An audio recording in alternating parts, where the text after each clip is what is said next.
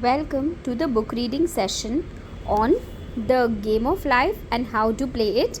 This is session number 13. So last हमने यहाँ stop किया था कि हम जब अपने डर को फेस करने चले जाते हैं ना, वो डर गायब हो जाता है. I have shown in previous chapters how the lion of lack disappeared when the individual spent money fearlessly, showing faith that God was his supply and therefore unfailing. तो इन्होंने अभी तक काफ़ी एग्जाम्पल्स हमारे संग शेयर किए हैं जहाँ पर जो ये थॉट होती है ना कि मेरे पास नहीं है या कम है, कैसे ये थॉट गायब हो जाती है जैसे ही कोई इंसान खुले हाथ से इस फेथ से स्पेंड करना चालू कर देता है कि मेरी सप्लाई अनलिमिटेड है. I have a never ending purse should be your affirmation and your belief system. Many of my students have come out of the bondage of poverty and are now bountifully supplied through losing all fear of letting money go out. जैसे बहुत लोग जो आज भी spend करने के पहले थोड़ा कैलकुलेशन करते, चिंता करते कि कम हो रहा है, ख़त्म हो रहा है, वो ये उनके बारे में है. The subconscious mind is impressed with the truth that God is the giver and the gift. Therefore, as one is with the giver, he is one with the gift. A splendid statement is, I now thank God the giver for God the gift. So basically this is also very interesting to understand कि हमें हर समय इसी बात को believe करना है कि देने वाला भी भगवान है और हम जो दे रहे हैं उसमें भी भगवान है. तो जब हमें पता चल जाएगा, जब सब कुछ एक ही और इसकी सप्लाई अनलिमिटेड है, तो हमारा फेथ कभी हिलेगा नहीं. Man has so long separated himself from his good and his supply through thoughts of separation and lack that sometimes it takes dynamite to dislodge these false ideas from the subconscious, and the dynamite is a big situation.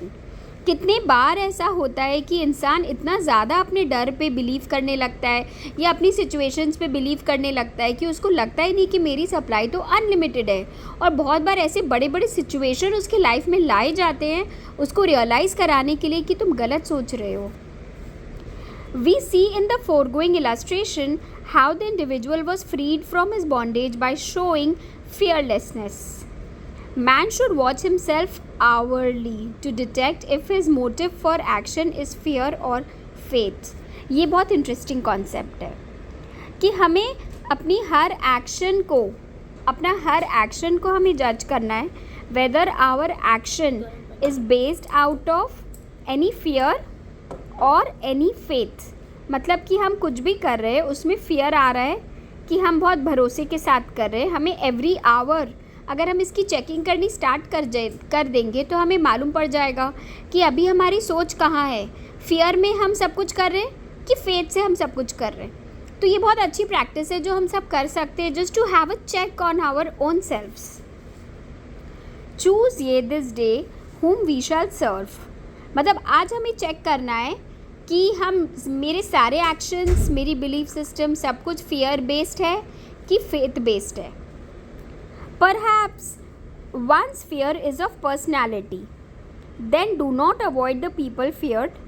Be willing to meet them cheerfully and they will either prove golden links in the chain of one's good or disappear harmoniously from one's pathway. मतलब अगर आप किसी इंसान से डर रहे हो तो आप अगर अपनी सोच को बदल दोगे, सबसे पहले आप ये सोचो कि ये इंसान मेरी क्रिएशन में ये गोल्डन लिंक है, मतलब इसके थ्रू मेरा कुछ भलाई होना है. ये इसको भगवान ने मेरे आसपास प्लेस किया है मेरी भलाई के लिए, वो चाहे देखने में कितना भी बुरा हो. हमें ये बिलीव करना है, या तो ये बिलीव करना है. और जैसे ही हम हर इंसान को बहुत चीयरफुली मीट करना स्टार्ट कर देंगे तो दो चीज़ें होंगी. जो आपके हिसाब से जो लोग गलत लोग थे, या तो वो लोग आपकी लाइफ से डिसअपियर हो जाएंगे या वो लोग के थ्रू आप किसी और लोग से मिलेंगे जो आपका भला करेंगे. आपका इसमें कैच क्या है, that you have to meet everybody very very cheerfully. बहुत अपने मन में जो हम किसी को लेके धारणा बना के रखते हैं उसको हटा देना है. Perhaps one's fear is of disease or germs, then one should be fearless and undisturbed in a germ-laden situation and he would be immune. अभी ये बहुत इंटरेस्टिंग है. One can only contract germs while vibrating at the same rate as the germ, and fear drags men down to the same level of the germ. So एक बहुत interesting example है which I would love to share with all of you. Some of you might be knowing that during COVID we decided to manufacture masks. Okay, पूरे proper जो professional वाले जो hospital supply वाले जो mask होते हैं, we decided to manufacture that. And जब हमारी फर्स्ट बैच ऑफ सैम्पल्स बन के आई थी, so then my husband decided उसकी सेलिंग के लिए you have to go and meet people. And peak COVID में if you are, where will you go and meet people? You will go and meet people in hospitals, because जो पूरी medical team थी, सबसे बड़ी requirement mask की उस समय उन्हीं लोगों के पास थी.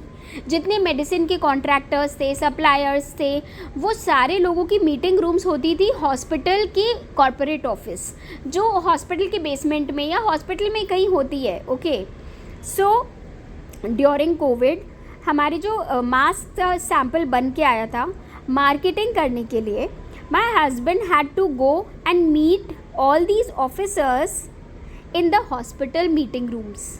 अब आप सोचिए, एक तो कोविड में हम एक सब्ज़ी वाले से सब्ज़ी लेने से डर रहे थे, सब्ज़ी को छूने से डर रहे थे, उस न्यूज़पेपर को छूने से डर रहे थे. न्यूज़पेपर तो खैर बंद ही हो गया था. इम्पॉर्टेंट चीज़ों को भी हम 24 घंटे घर के बाहर रख के सैनिटाइज़ कर रहे हैं, सैनिटाइज़र स्प्रे कर रहे हैं. हम सब कितना, वो जो सिचुएशन थी हम सब ने लिव की है. हम सबको पता है कि कोविड ने क्या किया था लोगों के साथ. But for a person like my husband, Covid नाम का कुछ एग्जिस्ट ही नहीं करता था. ही वुड से दैट ये जो भी वायरस है it is there in the air, जब होना होगा, ऐसे डर के तुम लोग क्या कर रहे. He would not believe in it. Okay, it's he would believe कि होगा जिस दिन अपने आप हो जाएगा. Otherwise there was no unnecessary fear in him which we could see. And he would go for all the mask का meetings. He would go to these hospital people inside their meeting rooms. He would meet so many people during the day कि after he would come home, I would be scared. मेरे को डर लगता था कि ये पक्का कोई ना कोई ये आज कोविड लेके आया है, ये आज कोविड लेके आया है. That was the level of fear which I had in me during the initial phase of COVID, when COVID had just started. And I think उस समय हम सब बहुत डरे हुए थे. But he was a man जिसके लिए कोविड का कोई भी वायरस एग्जिस्ट नहीं करता था. That is why he could go and meet people. And he was not the first person to get COVID in our house. हमारे घर में सबसे पहले कोविड उनको हुआ ही नहीं था. In fact I think we were the last people to get COVID in the house. So this basically ये जो एग्जाम्पल है, one can only contract germs while vibrating at the same rate as the germ. आज किसी भी germ की vibration क्या होती होगी, बहुत लो होती होगी. सर्दी की जो बीमारी है, सर्दी, headache, all of these disease energies are very low level frequencies. बहुत लो लेवल की वाइब्रेशंस होती है. हम कब इनको अट्रैक्ट करते हैं, जब हम खुद इस लो लेवल पर अट्रैक्ट करते हैं. तो हमें इसके लेवल तक नीचे गिरना पड़ेगा to be able to attract this germ into our lifes. सो ये ऑथर, सोचिए आप, 150 साल पुरानी बुक है ये उस समय ये बात बोल रही है कि अगर आपको कोई बीमारी आ रही है तो मतलब आपकी वाइब्रेशन उस लेवल तक लो हो चुकी है कि ये जर्म आपको अटैक कर पा रहा है.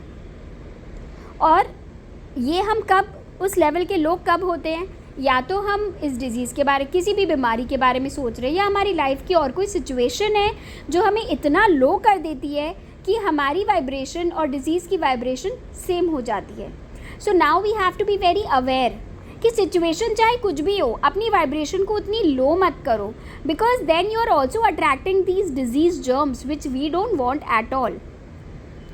Of course the disease laden germ is the product of the carnal mind, as all thought must objectify. Germs do not exist in the divine mind. Therefore, they are the product of man's vain imagination. मतलब कि actual में जो बीमारी किसी की भी life में अगर आती है, ये बहुत हार्श बोल रही है, बहुत कड़ा स्टेटमेंट दे रही है, बट ये बात इनके हिसाब से वो उस इंसान ने उसको अट्रैक्ट किया है। वो कैसे अट्रैक्ट किया है? लो वाइब्रेशन में कॉन्स्टेंटली रह के। In the twinkling of an eye man's release will come when he realizes that there is no power in evil। मतलब आप एक सेकंड में आप अपनी बड़ी से बड़ी बीमारी से क्योर हो सकते हो जब आप रियलाइज़ कर लोगे कि बीमारी या बुराई बोल के कुछ एग्जिस्ट ही नहीं करता। लेकिन हम ज़्यादा भरोसा करते उस मेडिकल रिपोर्ट पे। ठीक है, कोई भी पुरानी सिचुएशन की वजह से अगर हमने कोई डिज़ीज़ अट्रैक्ट कर भी ली और हमारी मेडिकल रिपोर्ट कुछ बोल भी रही है, तो क्या हम उसके बियॉन्ड सोच के उसको करेक्ट नहीं कर सकते? ऑफ कोर्स कर सकते। We can think right, we can think in the right direction and that will change your medical reports for the future. The material world will fade away and the fourth dimensional world, the world of the wondrous, will swing into manifestation। मतलब ये जो बोल रही है material world will fade away, मतलब आपकी पुरानी medical report की भी कोई वैल्यू नहीं है जब आपने अपनी कॉन्शियसनेस को, अपनी अवेयरनेस को फोर्थ वर्ल्ड के डायमेंशन में, गॉड वर्ल्ड जिसको हम बोल रहे हैं, वर्ल्ड ऑफ द वंडरस, अगर हम अपनी मन को, अपनी वाइब्रेशंस को उस लेवल पर लगा लिए तो हमारे लाइफ में सब कुछ अच्छा ही होगा। And I saw a new heaven and a new earth and there shall be no more death neither sorrow nor crying neither shall be any more pain for the former things are passed away. मतलब आपको अपने नज़रिए को ऐसे बदल देना है कि आपको और बीमारी, गरीबी, दुख, चिंता कुछ दिखे ही नहीं। अगर आप अपने प्रेजेंट मोमेंट में सिर्फ खुशी एक्सपीरियंस करना चाहते हैं, आप कर सकते हैं, लेकिन आपको देखना भी तो सिर्फ उसी को है। बहुत सारे लोग हैं जो अपनी रियलिटी में इतने फंसे हुए हैं कि वो क्रिएट करना भूल चुके हैं कि मैं अपनी थॉट प्रोसेस से अपनी फ्यूचर क्रिएट कर सकता हूँ। Now let's go to the next chapter, chapter 7, love. It's a very sweet chapter, very simple. We are going to like it. Every man on this planet is taking his initiation in love. A new commandment I give unto you, that ye love one another. Ouspensky states in Tetrium Organum that love is a cosmic phenomenon and opens to man the fourth dimensional world, the world of the wondrous. Real love is selfless and free from fear. So इस chapter में हम love को बहुत deeply study करेंगे। Love मतलब सिर्फ husband wife का love नहीं, overall the concept of love, कि आज आप अपने स्टाफ के लिए भी लव फील कर सकते हो, आज उसके दुख को समझना, आज आप बच्चे के लिए, कोई नेबर है, कोई स्ट्रेंजर है, that is the level of love which is going to unite all human beings. Real love, जो असली में जो लव होता है ना, वो सेल्फलेस होता है और उसमें कोई डर नहीं होता। It pours itself out upon the object of its affection without demanding any return. So जो एकदम छोटे बच्चे जो हमें लव करते हैं, 10 month old baby, may be 2 year old baby, जब तक वो बच्चे टॉयज़ देख के ज़िद करना नहीं सीखते, उस समय तक क्या उन्होंने क्या लव नहीं किया होता है? That is a real definition of love. When they are so happy, they'll come, they'll kiss you, they'll hug you, they'll again go and play. Again they'll come, they'll kiss you, they'll sit with you, they'll play with you, and they'll again go out and play. That we have all experienced. और ये वाली love हम old age में experience करते हैं, because बीच वाले phase में तो हम कुछ और ही फेज़ में रहते हैं। When we experience selfless love with old people, with our grandmothers, grandfathers, when we see कि अरे ये तो मेरे लिए कितना कुछ सेल्फलेसली कर रहे हैं, they are just giving love, उसको रिटर्न में कुछ नहीं चाहिए, they are just pouring out love, किसी भी रकम से वो लोग लव पोर करना चाह रहे हैं, दैट इज़ रियल लव। उसके बीच के फेज़ में what we experience is just not real love, sorry. Real love is selfless and free from fear. It pours itself out upon the object of its affection without demanding any return. Its joy is in the joy of giving. मतलब real love तो love करने की Joy में है, not in receiving. Love is God in manifestation. and the strongest magnetic force in the universe. I hope we all understand why we are saying that it is the strongest magnetic force in the universe. Because we have also seen so many Bollywood movies where two lovers are actually ready to die for each other. So, what is that? That is actually the real description of this strongest magnetic force. We have seen cases where मतलब logically when we सी तो हमें नहीं समझ में आता कि what is wrong with this girl, how can she Mary this man. कितने बार हम लोग ने देखा है कि फैमिली स्टेटस इज़ डिफरेंट है. A very rich family girl और a very rich family boy is ready, the girl is ready to get married into a very poor family and people when she is being asked questions कि how are you doing it and why are you doing it, and she's like, I can do anything in love. That is the power of love, where a person loses his that was real love, true love, because it is beyond all the materialistic things of this universe. Pure unselfish love draws into itself its own. It does not need to seek or demand. So people who are actually thinking that I need some love, that is not what is the meaning of real love. Because अगर आप किसी को बोल रहे हो I need love, that means that you're not giving that kind of love. If you are giving that kind of love, you will never have to ask or you will never have to demand it. वो अपने आप चल के आएगा.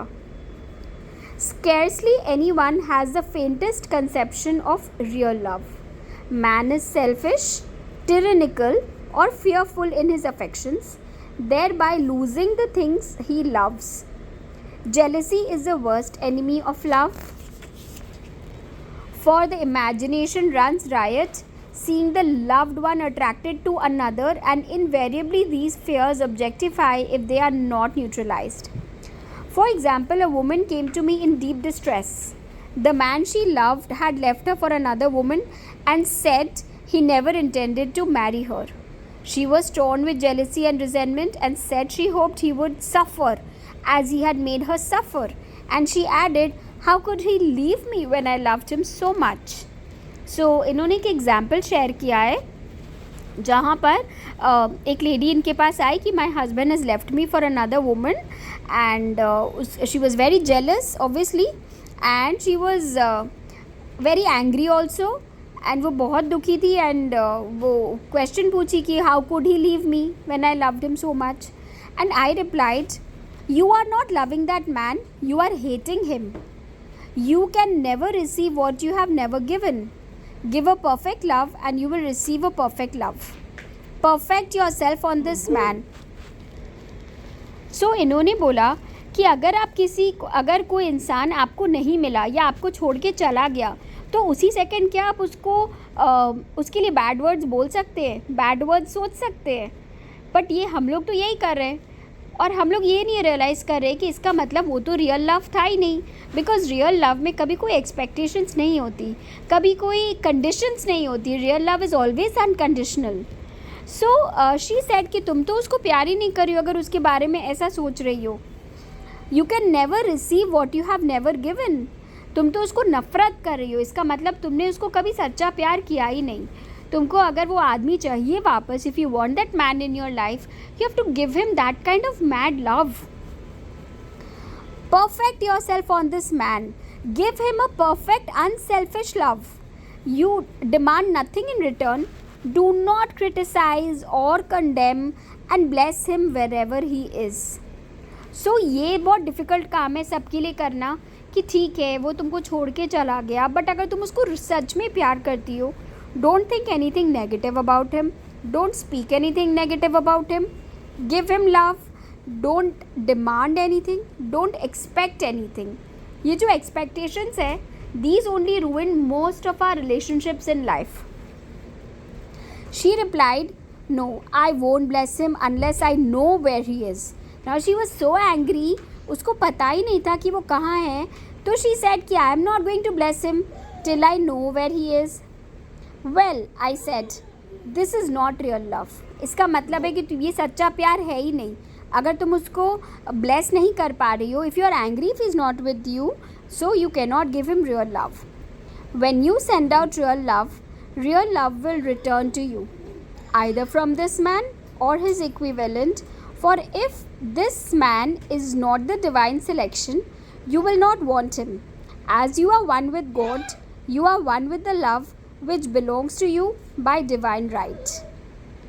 So basically what she means over here is कि जब आप real love किसी को देंगे, आपके पास डेफिनेटली चाहे इस इंसान के रूप में या किसी और के रूप में रियल लव ही आएगा.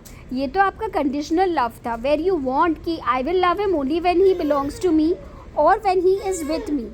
But if he is not with you, उसके बाद भी if you are capable of loving him, that is real love. So several months passed and matters remained the same, but she was working conscientiously with herself. I said, when you are no longer disturbed by his cruelty, he will cease to be cruel, as you are attracting it through your own emotions.